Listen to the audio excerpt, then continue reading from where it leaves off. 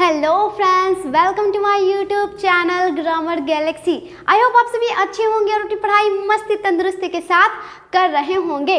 तो आखिरकार वो दिन आ ही गया जिसका आप सभी को बेसब्री से इंतज़ार था। जी हाँ, बिल्कुल, आज हम लोग पढ़ेंगे टेंस। क्या पढ़ेंगे? टेंस पढ़ेंगे, जिसका आप सभी को बहुत दिन से इंतज़ार था। पढ़ते तो आ रहे थे बट समझ नहीं आ रहा था, लेकिन आज की वीडियो के बाद आपको टेंस में कोई भी प्रॉब्लम नहीं होगी। टेंस क्या होते हैं, कैसे बनते हैं, सब कुछ जानेंगे आज की इस वीडियो में। तो चलिए बिना देरी के स्टार्ट करते हैं। अब टेंस क्या है, सबसे पहले तो समझेंगे ना टेंस क्या है। टेंस को हिंदी में काल बोलते हैं, और काल मतलब क्या होता है? समय, और समय में टाइम। तो क्या हम टेंस को टाइम बोल सकते हैं? बिल्कुल सही, हम लोग टेंस को टाइम बोल सकते हैं। लेकिन ये टेंस है क्या, इसकी डेफिनेशन से समझेंगे। देखिए टेंस क्या है। Tense is a form of verb that shows the time when an action takes place, indicating if it is the past, present और future। यानी कि टेंस क्या है? जो हमारा काल है, जो समय है, जो टाइम है, वो वर्ब की वर्ब फॉर्म है जिसे हमें ये पता चलता है कि जो कोई घटना जो घटित होती है वो किस समय में घटित हुई है। वो प्रेजेंट में घटित हुई है, पास्ट में हुई है या फ्यूचर में हुई है। तो इससे किसे हमें पता चलता है? टेंस से पता चलता है। नहीं समझ में आया? एग्जाम्पल से समझते हैं। जैसे मैं घर जाता हूँ, इसमें मैंने क्या कहा? मैं घर जाता हूँ। अब क्या हुई इसमें घटना? क्या हुई? मैं घर जाता हूँ, तो जा रहा हूँ। लेकिन इसमें क्या पता चल रहा है? दो चीज़, एक तो क्या काम हो रहा है वो पता चल रहा है, दूसरा किस समय में हो रहा है। मैं घर जाता हूँ, बात प्रेजेंट में हो रही है, यानी कि वर्तमान की बात हो रही है। दूसरा देखते हैं, मैं कल कानपुर गया था। मैं कल कानपुर गया था, इसमें भी घटना क्या हुई? जाने की हुई है, लेकिन घटना तो हुई है और उसका समय भी पता चल रहा है। और एक ख़ास बात, इसमें हमें ये भी पता चलता है कि हमारा जो काम है वो कितना हुआ है, हो रहा है, हो चुका है या होगा। ठीक है, नेक्स्ट देखते हैं, मैं आज यह पुस्तक पढ़ूंगा। इसमें क्या है? घटना तो है कि पुस्तक पढ़ूंगा, लेकिन बात कब की हो रही है? भविष्य की हो रही है। इतना समझे कि टेंस से हमें क्या पता चलता है? अरे टेंस हमारी वर्ब की वर्ब फॉर्म होती है, जिससे हमें क्या पता चलता है? पता चलता है कि जो घटना है वो किस समय में घटित हुई है और कितनी घटित हुई है। ठीक है, आगे बढ़ते हैं। देखिए kinds of tense. Kinds of tense यानी कि हमारे टेंस होते कितने प्रकार के हैं। टेंस मतलब मैंने अभी आपको बताया था ना, टाइम होता है। अब टाइम कितने टाइप का होता है आप बताइए। देखिए, या तो टाइम जो चल रहा होगा वर्तमान में वो होगा, या तो अतीत की बात होगी जो बीत चुका होगा, और या फिर जो समय आएगा। ऐसा बोलते हैं ना कि टाइम खराब मत करो, जो खराब हो गया उसे जाने दो, जो आ रहा है उसे अच्छा करो, ऐसे बोलते हैं ना। तो कितने टाइप के होते हैं हमारे? तीन टाइप के। फर्स्ट होता है हमारा प्रेजेंट टेंस, सेकेंड होता है पास्ट, एंड थर्ड फ्यूचर। देखिए प्रेजेंट टेंस क्या है? प्रेजेंट टेंस में हमें पता चलता है कि बात जो है वर्तमान समय में हो रही है। जैसे एग्जाम्पल, मैं पढ़ा रही हूँ। मैं पढ़ा रही हूँ, बात किस में है? प्रेजेंट में चल रही है, क्योंकि मैं पढ़ा रही हूँ, तो मैं वर्तमान में क्या कर रही हूँ? पढ़ा रही हूँ। ये मैंने नहीं कहा कि मैं पढ़ाती थी। अगर मैं बोलूँ कि मैं पढ़ाती थी, मैं पढ़ाती थी, तो अब किस में हुई? समय हमारा क्या बता रहा है कि मैं पढ़ाती थी, यानी कि अतीत की बात हो रही है जो बीत चुका। अब मैं नहीं पढ़ाती हूँ, क्या है इसमें? मैं पढ़ाती थी। तो बात जो बीत चुकी होती है उससे ही हम लोग पास्ट टेंस कहते हैं। फ्यूचर टेंस क्या है? मैं पढ़ाऊंगी। क्या है? मैं पढ़ाऊंगी। क्या है? मैं पढ़ाऊंगी, अब मैंने ये तो नहीं कहा कि मैं पढ़ा रही हूँ या मैं पढ़ाती थी, अब मैंने आने वाले समय पे छोड़ दिया ना कि मैं पढ़ाऊंगी। पढ़ाऊँ या ना पढ़ाऊँ अभी तो कंफर्म नहीं है ना, लेकिन मैंने कहा है ना कि मैं पढ़ाऊंगी, वो तो आने वाला समय बताएगा। तो मैं यही तो बता रही हूँ कि जो प्रेजेंट टेंस होता है ये जो समय चल रहा होता है उस समय को बताता है। पास्ट टेंस हमारा बताता है जो समय हमारा बीत चुका होता है, यानी कि अतीत को बताता है। और फ्यूचर टेंस हमें बताता है जो हमारा भविष्य होता है, जो समय आएगा, अभी आया नहीं है ना ही वो बीता है, आएगा। ठीक है, इतना समझ में आ गया। अब क्या होता है, इतना हम लोगों ने समझ लिया ना कि टेंस क्या होता है ये समझे, टेंस के टाइप को भी समझ लिया। अब समझते हैं इन सभी के टाइप को समझते हैं। देखिए, फर्स्ट आता है हमारा प्रेजेंट टेंस। अभी मैंने बताया था ना, जो बात वर्तमान में हो रही होती है वही प्रेजेंट होता है। लेकिन अब इसके कितने पार्ट हैं, इसके 4 पार्ट होते हैं। कितने पार्ट, 4। कौन कौन सा, पहला प्रेजेंट इंडेफिनिट, सेकेंड है प्रेजेंट कॉन्टिन्यूअस, थर्ड है प्रेजेंट परफेक्ट एंड फोर्थ है प्रेजेंट परफेक्ट कॉन्टिन्यूअस टेंस। ठीक है, अब ये इतने टेंस हैं। आप सोच रहे होंगे मैम इनको कैसे जानेंगे हम, कि ये तो समझ जाएंगे कि बात प्रेजेंट में हो रही है या पास्ट में हो रही है या फ्यूचर में हो रही है, लेकिन इनके इतने पार्ट हैं, इनको कैसे जानेंगे अभी बताऊंगी। चलिए आप देख लेते हैं पास्ट का। जो हमारा पास्ट टेंस होता है इसको भी 4 पार्ट में डिवाइड किया है। अरे खास बात, बहुत अच्छी बात है कि आपको याद करने में कोई आसानी नहीं होगी। सिर्फ क्या है, प्रेजेंट का अगर इंडेफिनिट होगा तो प्रेजेंट इंडेफिनिट, प्रेजेंट कॉन्टिन्यूअस, इसी तरह past indefinite, past continuous, past perfect continuous. इसी तरह आता है हमारा फ्यूचर का कौन सा आता है, future indefinite, future continuous, future perfect continuous tense. Okay, आप समझ लिया ना, टेंस समझ लिए, उनके प्रकार को समझ लिया। और जो मैंने अभी बताया था ना प्रेजेंट पास्ट फ्यूचर, उनके भी 4 टाइप होते हैं। अब बात ये रही कि आप सोच रहे होंगे मैम हम तो ये समझ जाएंगे कि ये वर्तमान का है या नहीं, लेकिन उसके भी 4 पार्ट हैं, उसको कैसे समझेंगे। ये तो समझ जाएंगे कि पास्ट में है यानी बीते हुए समय की बात हो रही है, लेकिन उसके भी 4 पार्ट हैं, उसको कैसे समझेंगे। और फ्यूचर में भी यही प्रॉब्लम आ गई, कैसे समझेंगे मैम हम। तो आप टेंशन मत लीजिए, क्या होता है ना, इन सभी के पास इनका खुद का एक मसाला होता है, बस उसी मसाले से हम लोग इसे समझ जाएंगे कि ये किस टेंस का है। जैसे कि हम लोग क्या छोले मसाला होता है ना, वो अलग होता है, और जितनी भी हमारे जो डिश बनती है ना उसका सभी का मसाला अलग अलग होता है, तो इनका भी मसाला अलग अलग होता है। बस उसी से हम लोग जान जाएंगे कि ये किस टेंस का है। आज हम लोग पूरे टेंस नहीं पढ़ेंगे, आज हम लोग सिर्फ एक टेंस को, प्रेजेंट टेंस के इंडेफिनिट को कवर करेंगे। ठीक है, अब पढ़ते तो इतनी दिन से इतना पूरी एक ही में पढ़ लो और समझ में ना आए क्या मतलब है, तो थोड़ा थोड़ा पढ़िए लेकिन समझिए। तो आज हम पढ़ेंगे प्रेजेंट इंडेफिनिट टेंस। प्रेजेंट का फर्स्ट हमारा टाइप प्रेजेंट इंडेफिनिट टेंस। अब ये क्या है, देखिए ये क्या है, प्रेजेंट इंडेफिनिट टेंस में क्रिया के अंत में ता है, ती है, ते है आदि शब्द प्रयोग किए जाते हैं। देखिए इसमें क्या होता है, इसमें हमारी ज़्यादातर क्या होती है, आदतों को बताया जाता है। जैसे मैं पढ़ाती हूँ, तुम पढ़ते हो, वह खेलता है, मम्मी खाना पकाती हैं। ऐसे हमारे टेंस का यूज़ होता है जिन सभी के अंत में क्या आएगा, ता है, ती है, ते है, ऐसे हमारे वर्ड्स आते हैं। जैसे एग्जाम्पल, राम घर जाता है, लास्ट में क्या आया, ता है, राम घर जाता है, लेकिन क्या बात हुई, ये डेफिनेट है नहीं, ये तो इंडेफिनिट तरीके से बात हुई है कि हाँ राम घर जाता है, हम आम खाते हैं, क्या आया लास्ट में, ते है, आग जलती है। तो ये हमारे ऐसे टेंस इसमें आते हैं। ठीक है, अब समझेंगे मैम, इसको बता तो दीजिए कि हम, तो चलिए इसको बनाने के नियम को हम लोग देख लेते हैं। देखिए फर्स्ट क्या होता है, इसमें कितने हमारे, इसमें भी ना कितने टाइप के आएंगे हमारे सेंटेंस, 4 टाइप के आएंगे। कितने टाइप के, 4 टाइप के। पहला आएगा जिसमें हम पॉजिटिव तरीके से बात करेंगे, सेकंड आएगा जिसमें हम नेगेटिव तरीके से बात करेंगे, और जो थर्ड आएगा उसमें क्या करते हैं, क्वेश्चन भी तो करते हैं ना, तो वैसे हमारे आएंगे।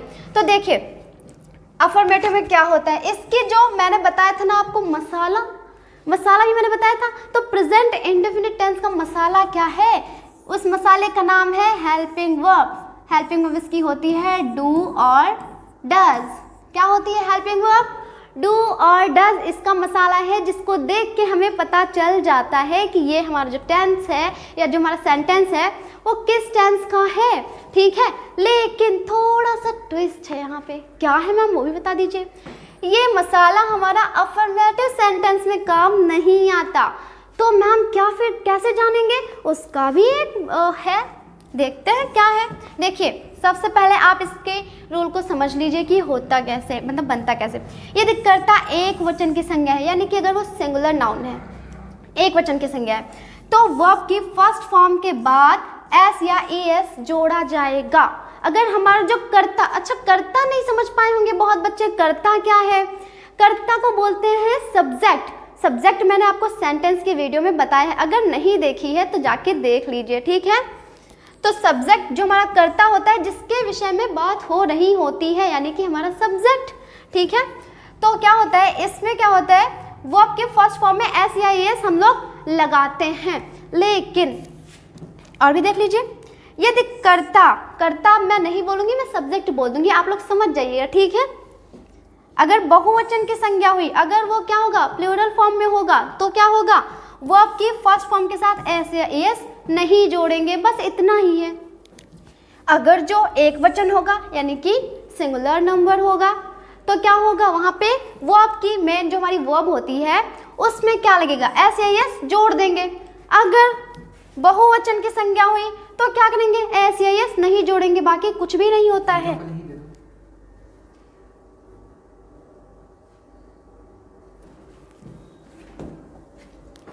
देखिए इसका स्ट्रक्चर समझ लीजिए, इसको बनाने का नियम। अभी आपको ये भी नहीं आता होगा ना कि मैम बनाएंगे कैसे, ठीक है। तो कैसे बनाएंगे इसको, स्ट्रक्चर देख लीजिए, इस बेस पे बनेगा। सबसे पहले सब्जेक्ट रखेंगे, फिर हमारी जो मेन वर्ब होगी उसकी फर्स्ट फॉर्म रखेंगे और एस या एस जोड़ेंगे प्लस ऑब्जेक्ट हम लोग कर देंगे। मैंने अभी आपको बताया था ना कि एस या एस कब लगाना है, जब हमारा जो सब्जेक्ट होगा वो एक वचन होगा, यानी कि सिंगुलर नाउन होगा, ठीक है। चलिए समझते हैं, स्ट्रक्चर मैंने बता दिया है। अब एग्जांपल से आपको समझा देती हूँ। जैसे मैं लिख देती हूँ मोहन घर जाता है। मैंने क्या लिखा, मोहन घर जाता है। इसमें हमारा सब्जेक्ट क्या है, इसको देख देख के आप बनाएंगे। सबसे पहले क्या है हमारा सब्जेक्ट, तो हमारा सब्जेक्ट क्या है मोहन, तो लिखेंगे हम मोहन, फिर क्या है मोहन हो गया, फिर उसके बाद हमारी वर्ब की फर्स्ट फॉर्म। अब वर्ब की हमारी फर्स्ट फॉर्म लगेगी, घर जाता है, जाने की इंग्लिश क्या होती है गो, तो यहाँ पे क्या हो जाएगा गो। अब मोहन क्या है, एक वचन की संज्ञा है या बहुवचन की? मैंने अभी आपको नियम में बताया था ना कि जब एक वचन होगा तो उसके साथ एस या एस जोड़ेंगे, और जब बहुवचन की संज्ञा होगी तो एस या एस नहीं जोड़ेंगे। तो यहाँ पे क्या है, मोहन क्या है, मोहन तो अकेला है, तो यहाँ पे क्या है एक वचन की संज्ञा, तो इसके साथ मेन वर्ब में क्या जोड़ेंगे, एस या एस जोड़ेंगे, तो यहाँ पे हम ई एस जोड़ेंगे, तो Mohan goes to home. Object हमारा ये ऑब्जेक्ट हो गया, तो क्या हुआ, ये हमारा सब्जेक्ट, ये हमारी मेन वर्ब, उसमें एस या एस और प्लस ऑब्जेक्ट। समझ में आया? इसी तरह बनाना है। और ख़ास बात ये है कि ये रोल सब में काम आता है, ठीक है। चलिए देखते हैं, एग्जाम्पल है कुछ, यहाँ पे देखते हैं। राम घर जाता है, आप लोग बताइए सबसे पहले क्या होगा, सब्जेक्ट, फिर क्या होगा, अफर्मेटिव में ऐसा होता है, सभी में ऐसा नहीं होता है, ठीक है।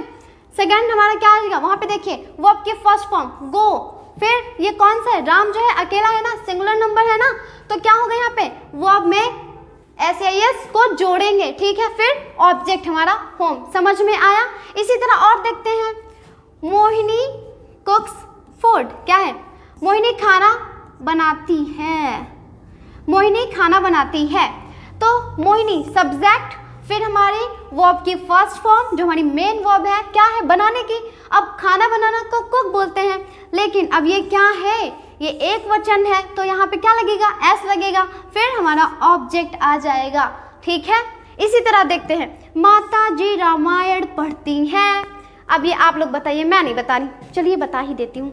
अब माता जी एक है या ज़्यादा हैं, जानते हैं ना, सिंगुलर प्लूरल तो जानते हैं ना, हाँ, तो मदर जो है वो एक है, तो मदर पढ़ने का काम करिए, क्या पढ़िए, रामायण। तो मदर हमारा सब्जेक्ट, देखिए यहाँ पे सब्जेक्ट है, फिर वर्ब की फर्स्ट फॉर्म रीड, फिर अगर एक वचन है तो उसके साथ एस या एस जोड़ेंगे, तो यहाँ पे आ जाएगा एस, फिर आ जाएगा रामायण, रामायण के साथ द लगता है ना, द रामायण, ठीक है।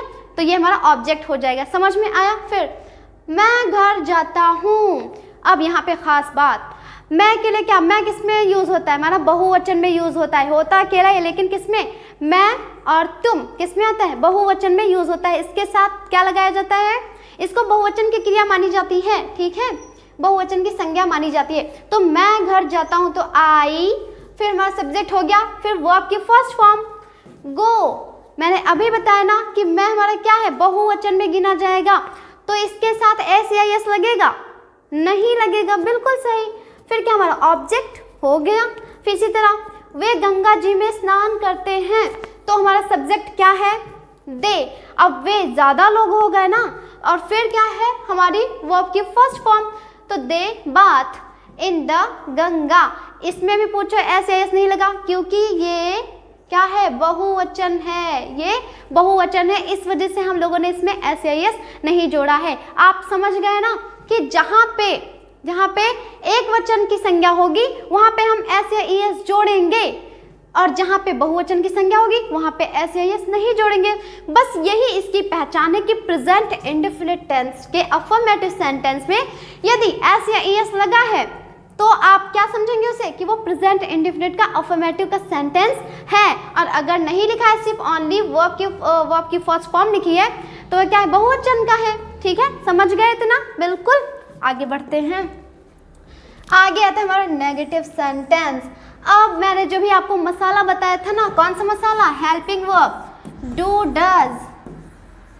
डज मैंने बताया था, वो यहाँ पे काम आने वाली है, ठीक है। देखते हैं, प्रेजेंट इंडेफिनिट टेंस के नेगेटिव सेंटेंस में यदि कर्ता एक वचन है, कर्ता सब्जेक्ट, समझ गए ना, भूले तो नहीं, कर्ता मतलब सब्जेक्ट, यदि कर्ता जो है वो एक वचन है तो उसके साथ डज तथा बहुवचन के साथ डू का प्रयोग किया जाता है। वहाँ पे एस या एस जोड़ा जा रहा था जो एक वचन होता था, और जो बहुवचन होता था उसके साथ एस या एस नहीं जोड़ा जा रहा था। यहाँ पे क्या होगा, यहाँ पे एस या एस का काम खत्म, यहाँ पे क्या आ जाएगी हमारी helping verb do does.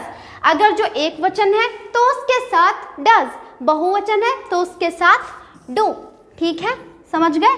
Structure हमारा क्या हो जाएगा, यहाँ पे subject helping verb plus not क्यों लगाया, क्योंकि नेगेटिव सेंटेंस है ना, तो नॉट का यूज होगा। फिर वर्ब की फर्स्ट फॉर्म ऑब्जेक्ट, बिल्कुल कुछ भी नहीं, इतना आसान है। देखिए यहाँ पे, मैं आम नहीं खाता हूँ। अब मैं आम नहीं खाता हूँ, सब्जेक्ट क्या है, मैं। अभी मैंने आपको बताया था। अच्छा आप बताइए, मैं के साथ क्या लगेगा, आई के साथ क्या लगेगा, डू लगेगा, डज क्या लगेगा, डू, क्योंकि मैंने अभी आपको बताया कि जो आई होता है उसको क्या मानते हैं, बहुवचन की संज्ञा माना जाता है, ठीक है। तो सबसे पहले हमारा आई, फिर हमारी हेल्पिंग वर्ब अभी जो मैंने बताई थी डू, फिर नॉट, फिर वर्ब की फर्स्ट फॉर्म, ये वर्ब लिखा है, ओके, ये क्या है, ये वर्ब की फर्स्ट फॉर्म है, ठीक है, ये वर्ब की हमारी फर्स्ट फॉर्म लिखी है, मैंने शॉर्ट में लिख दिया है, ठीक है। फिर हमारा क्या हो जाएगा, ऑब्जेक्ट मैंगो, ठीक है, समझ में आ गया, बिल्कुल। इसी तरह सारे सेंटेंस बनेंगे। अब क्या है, हम क्रिकेट नहीं खेलते हैं, लेकिन याद रखना लास्ट में क्या आएगा, ता हूँ, ते है, ऐसे वर्ड्स में आएंगे लास्ट में, यही इसकी पहचान होती है इंडेफिनिट की, ठीक है। अब हम इसको इधर बना लेते हैं, ठीक है। जैसे यहाँ पे क्या है, हम क्रिकेट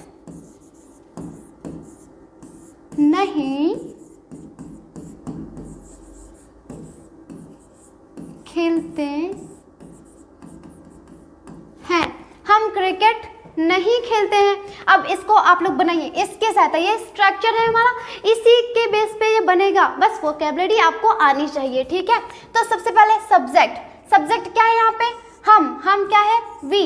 अब ये बताओ, वी जो है ये क्या है हमारा, एक वचन है या बहुवचन है, वी क्या है हमारा, बहुवचन है, तो ये जो सब्जेक्ट है बहुवचन, तो वी, फिर क्या है हमारी हेल्पिंग वर्ब।